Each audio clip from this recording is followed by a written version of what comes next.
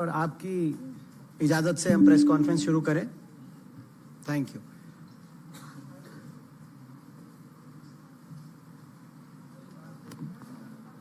आप समझ सकते हैं कि कल जो हमारी बेटियां, हमारे खिलाड़ी अपने मेडल लेकर हरिद्वार पहुंचे, उनके दिलों में, उनके मन में कितना दुख होगा, कितनी टीस होगी। ये मेडल किसी भी खिलाड़ी के लिए उसकी प्राण के समान है। ये उसकी प्रतिभा, तप के प्रतीक हैं, उसके परिवार के त्याग के प्रतीक हैं, देश के गौरव का प्रतीक है।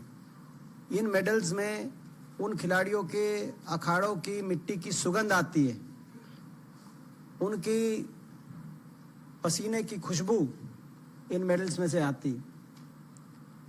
और इन मेडल्स को बहाना किसी भी खिलाड़ी के लिए अपने प्राण त्यागने से कम नहीं।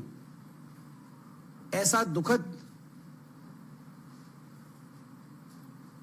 उनका सरकार, कैसी सरकार होगी जिसने उनको मजबूर कर दिया ये सोचने पे।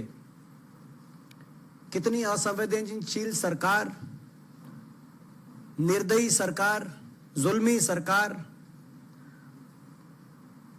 जिस सरकार से उनको न्याय की उम्मीद तक नहीं थी और वो वहां पहुंच गए। मगर उससे बड़ा सवाल हम पूछना चाहते हैं माननीय प्रधानमंत्री जी से और सरकार से कि सरकार की तरफ से अपील तक नहीं की गई। जो मंत्री, प्रधानमंत्री जी से लेकर खेल मंत्री तक जो मेडल आते थे तो इनके साथ तस्वीर खिंचाने के लिए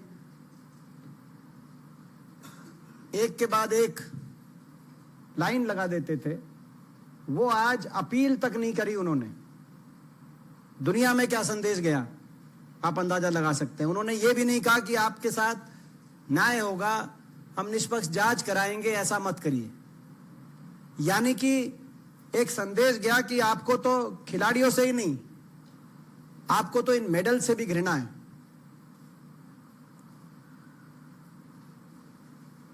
मैं पूछना चाहता हूं इस सरकार से, आप यूनिफॉर्म सिविल कोड की बात करते हैं, क्या वो यूनिफॉर्म सिविल कोड भाजपा के सांसदों और नेताओं पे लागू नहीं है या नहीं होगा? क्या उनके लिए अलग कानून है इस देश में, बाकी लोगों के लिए अलग कानून है? क्या कारण है कि सरकार एक ऐसे आरोपी को, जिसपे साथ साथ हमारी बेटियों ने इस तरह का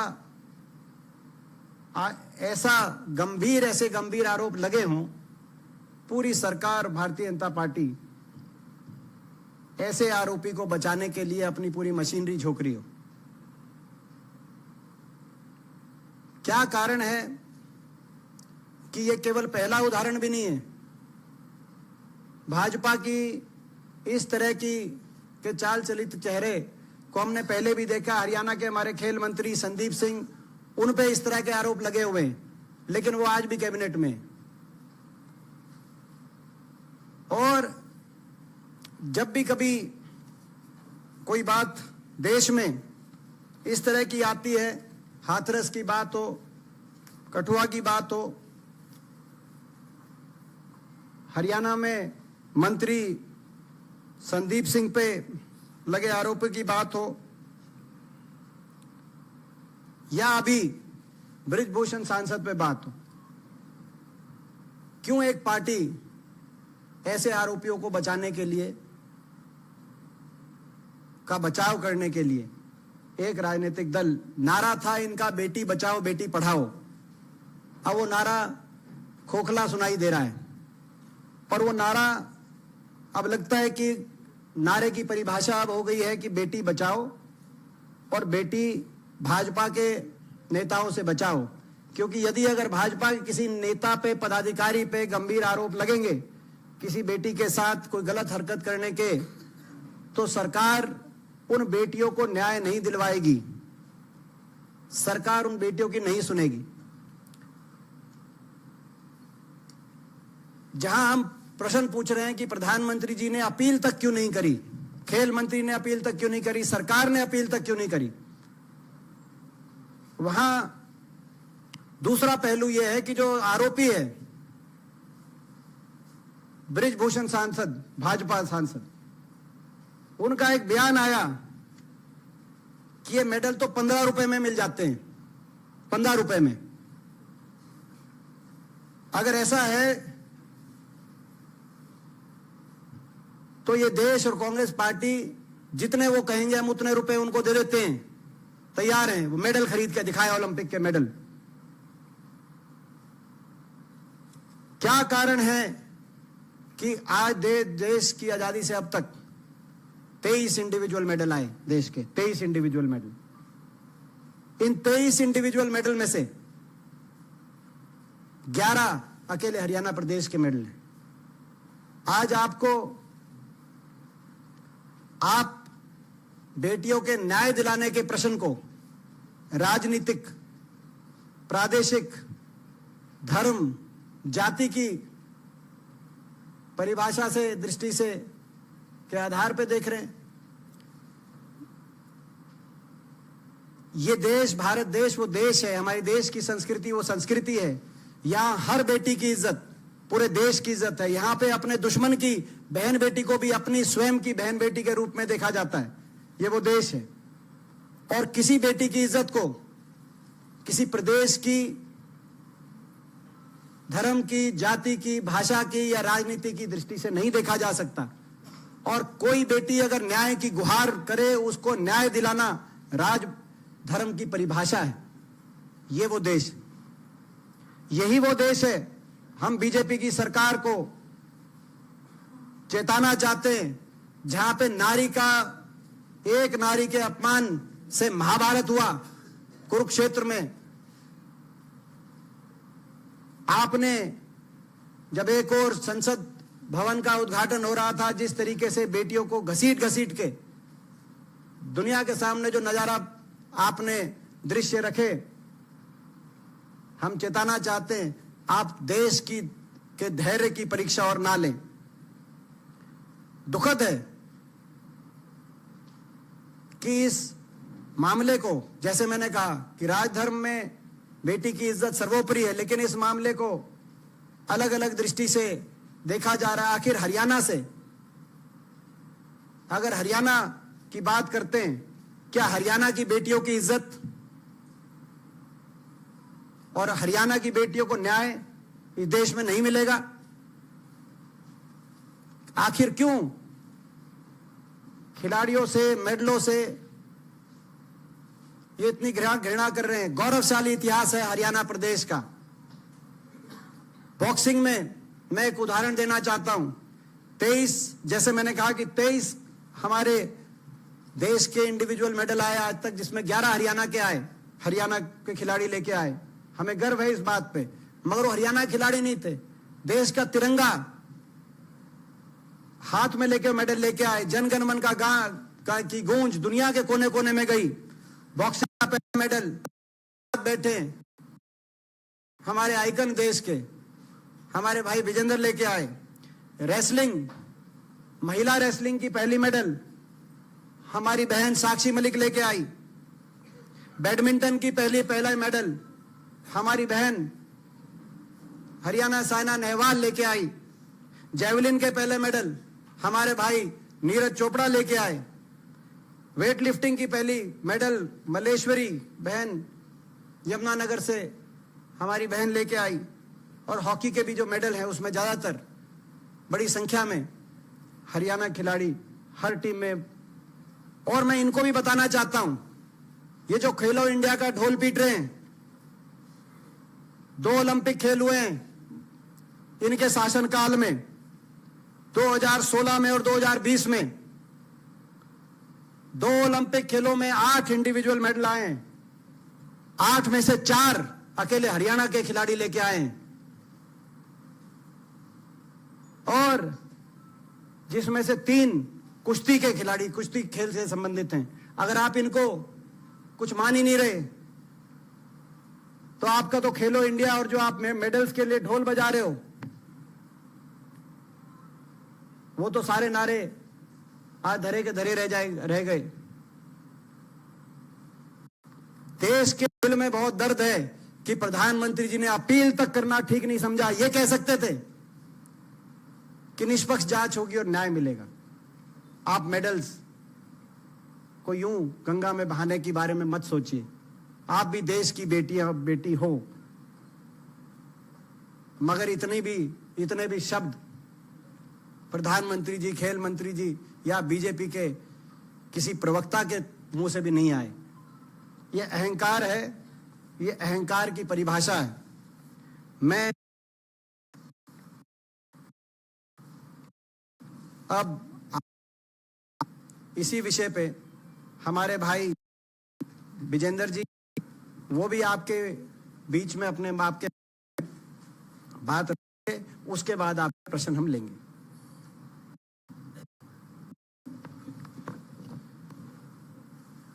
धन्यवाद आप सबका। और काफ़ी विस्तार से दीपेंद्र जी ने बताया कि हरियाणा के जो लड़के लड़कियां हैं कितनी मेहनत से ओलंपिक में मेडल जीत के लेके आते हैं।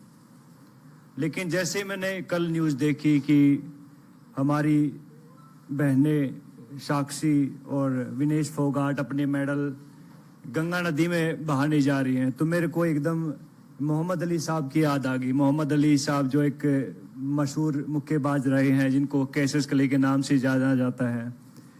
जब उनके ऊपर जब यूएस में गोरे काले की नीति चल रही थी और उनको एक रेस्टोरेंट में दाखिल नहीं होने दिया जा रहा था कि उन्हें बताया कि मैं ओलंपिक गोल्ड मेडलिस्ट हूँ, तो उन्होंने उसको बाहर फेंक के मारो, बोला कि तेरे जैसे ओलंपिक मेडलिस्ट बहुत आते हैं।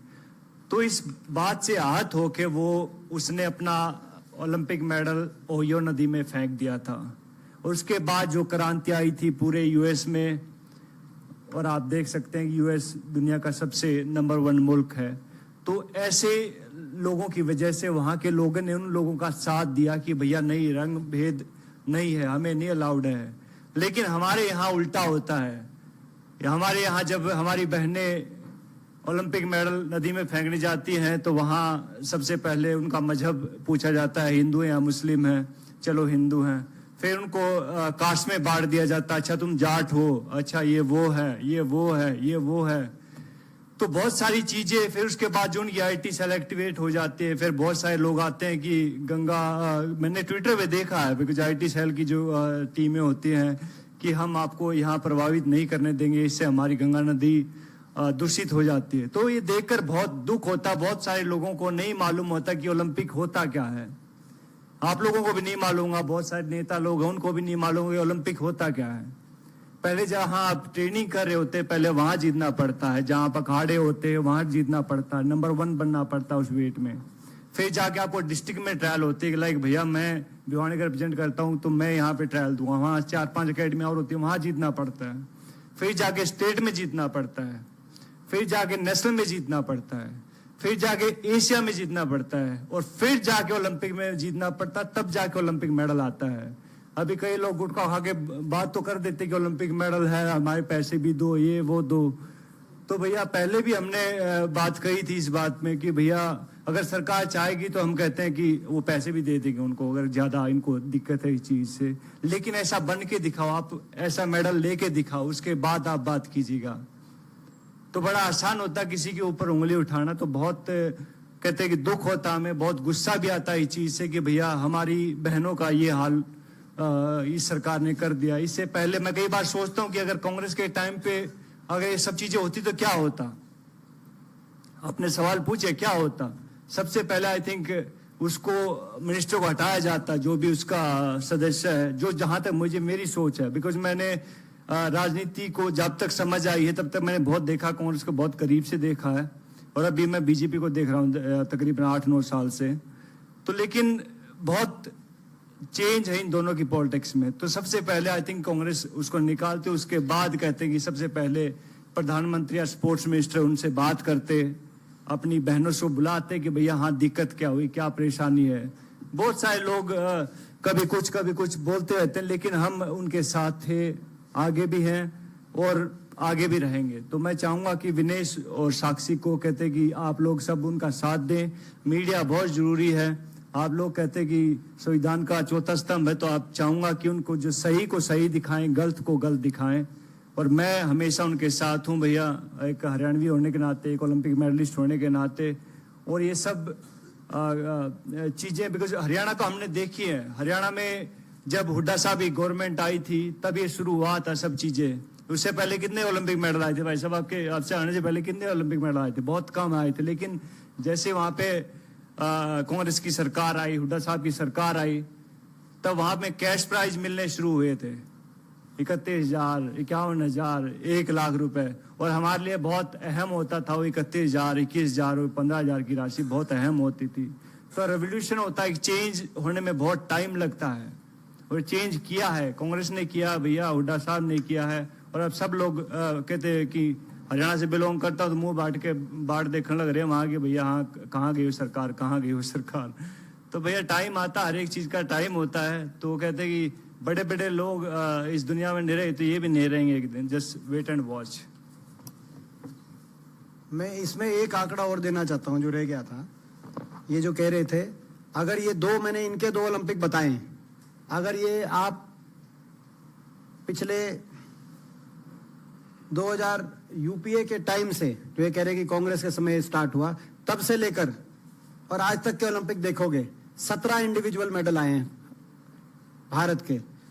17 में से 10 हरियाणा के आए, हरियाणा के खिलाड़ी लेके आए हैं भारत देश के लिए। 17 में से 10 जो इन्होंने कहा कि भाई हरियाणा की उस समय की जो सरकार थी, और उसके बाद एक प्रोत्साहन का वातावरण बनाया जिसको आज तहस नहस किया जा रहा है। मैं बार बार कहना चाहता हूं, अगर ये नहीं हो, इनको आप ये मेडल की अगर सूची में से ये अगर आप नहीं गिनना चाहते, तो आने वाले समय में कितना नुकसान होगा आप अंदाजा लगा सकते हैं। कौन अपनी बेटी को इस वातावरण में, अभी विजेंद्र जी मेरे को बाहर कह रहे थे कि ऐसे में अपनी बेटी को, अपनी बहन को कौन भेजेगा प्रैक्टिस के लिए, अगर न्याय नहीं होगा इस देश में। बाकी आपके जो प्रश्न है,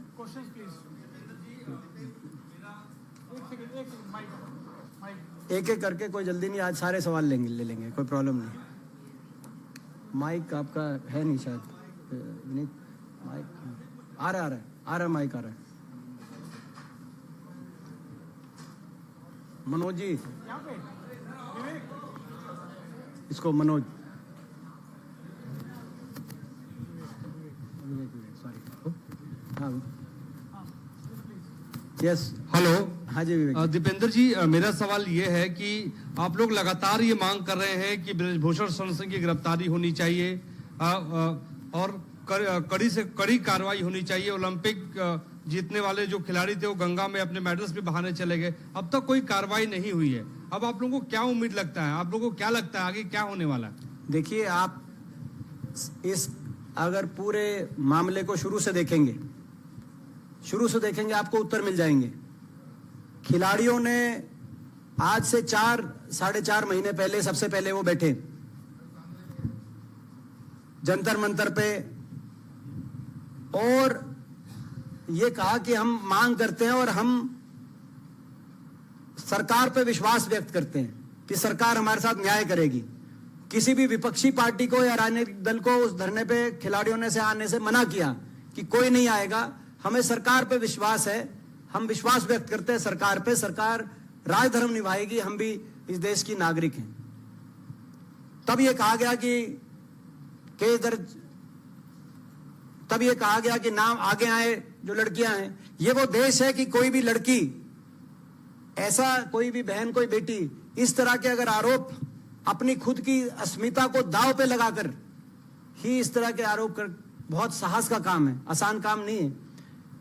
मगर खिलाड़ियों ने 3 महीने तक सरकार पे विश्वास रखा, दर दर ठोकरें खाई, हर सरकार के मंत्री के दरवाजे खटखटाए, लेकिन उनको न्याय नहीं मिला। ऐसी निर्दयी अन्यायी सरकार, जब खिलाड़ियों को यह बात समझ में आई कि सरकार तो आरोपी को बचाने के लिए हर तरह के प्रयास कर रही है, तब खिलाड़ी दोबारा से जंतर मंतर पे बैठे, ये बेटियां, और तब इन्होंने कहा कि भाई हम देश में कोई भी हमें समर्थन दे, क्योंकि हम अकेले अब लड़ाई कब तक लड़ें। और उसके बाद से लगातार अगर आप देखें, किसी सरकार के सीनियर मंत्री ने कोई अभी तक सीरियस स्टेटमेंट तक नहीं दी। आपके देश के, मैंने आपको बताया 17 में से 10 मेडल, लगभग एक खेल के, एक प्रदेश के, इस 21वीं सदी के ओलंपिक के इंडिविजुअल मेडल। और इनकी सरकार के में जो ये कह रहे हैं कि खेलो इंडिया इतने मेडल आ गए, इनकी सरकार के समय के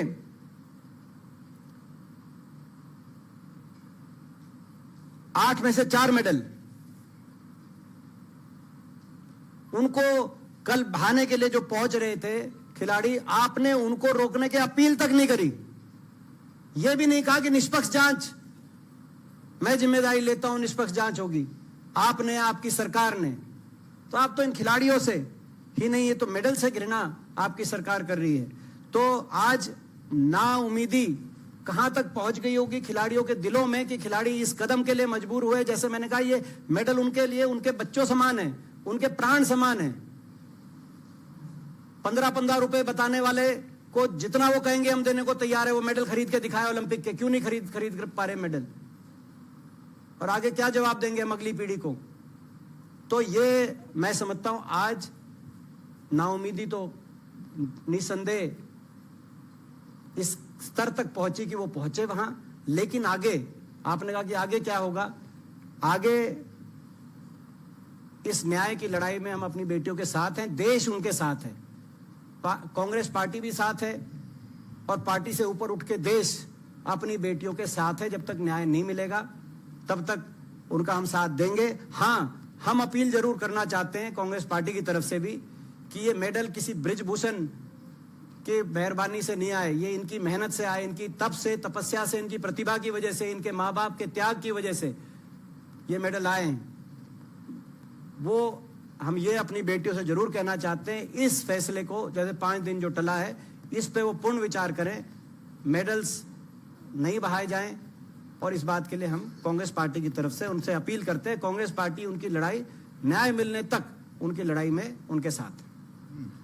हुड्डा साहब, यूनाइटेड रेसलिंग फेडरेशन है, इंटरनेशनल गवर्निंग बॉडी है, उसने कंडेम किया है जो एक्शन खिलाड़ियों पे लिया गया है, और थ्रेटन किया है कि अगर इस मामले में एक्शन नहीं लिया गया तो भारत की जो मेंबरशिप है उसको कैंसिल किया जा सकता है। क्या ये इंटरनेशनल इन्वेस्टमेंट का सबब है? और छोटा सा सवाल, और आप बार बार कह रहे हैं कि अनुराग ठाकुर बयान नहीं दे रहे हैं, अपील नहीं करी। उन्होंने राहुल गांधी पे आज एक बयान दिया है कि उन्होंने बाहर जाकर देश का अपमान किया है।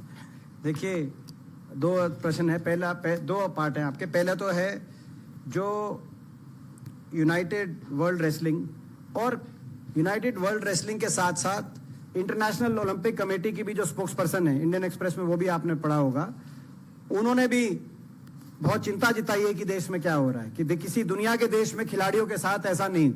और खिलाड़ियों के साथ क्या, तो बेटियों के साथ आप अंदाजा लगा सकते हैं, अगर वो भाजपा सांसद ना होते तो क्या। और मैं ये भी कहना चाहता हूं, जो इनको सारी मैं क्रोनोलॉजी बता रहा था, एक और बहुत महत्वपूर्ण बात है, ये तो 3 महीने तक ना इन्होंने FIR करी, ना करने का इरादा था। हम तो संविधान निर्माताओं का धन्यवाद करते हैं कि एक स्वतंत्र न्यायपालिका इस देश में है, और उच्चतम न्यायालय सुप्रीम कोर्ट के आदेश अनुसार इनको FIR करनी पड़ी, नहीं तो FIR का भी इरादा नहीं था। और क्या आपको लगता है कि कोई हमारी बेटी आज के बाद, बीजेपी के अगर कोई पदाधिकारी किसी बेटी को छेड़ता है, कोई देश में कोई गलत कार्रवाई करता है, तो जब ये पता है कि FIR तो सुप्रीम कोर्ट से करानी पड़ेगी इतनी लड़ाई लड़के, तो कौन जाएगा थाने में कंप्लेंट करने? ये क्या संदेश है, मैं पूछना चाहता हूं देश में। तो ये जो निश्चित तौर से जो इंटरनेशनल ओलंपिक कमेटी ने और वर्ल्ड रेसलिंग फेडरेशन ने, यूनाइटेड वर्ल्ड रेसलिंग ने जो ये संज्ञान लिया इस बात का, कहीं ना कहीं विश्व स्तर पे अगर इस सरकार की इमेज खराब करने का काम कर रहा है, तो ये खुद स्वयं सरकार कर रही है। दूसरा आपका प्रश्न है, राहुल जी ने क्या कहा। राहुल जी ने हमेशा भारतवर्ष के लिए उनके विचार और उनके कथन हमेशा भारतवर्ष के लिए उच्चतम रहे हैं। कोई पार्टी अपने आप को भारत देश मानने का की गलतफहमी ना करे, ना कोई व्यक्ति अपने आप को भारत देश मानने की गलतफहमी करे। भारतवर्ष के लिए राहुल जी के विचार और वक्तव्य हमेशा बहुत उच्चतम रहे। दीपेंद्र जी, अरे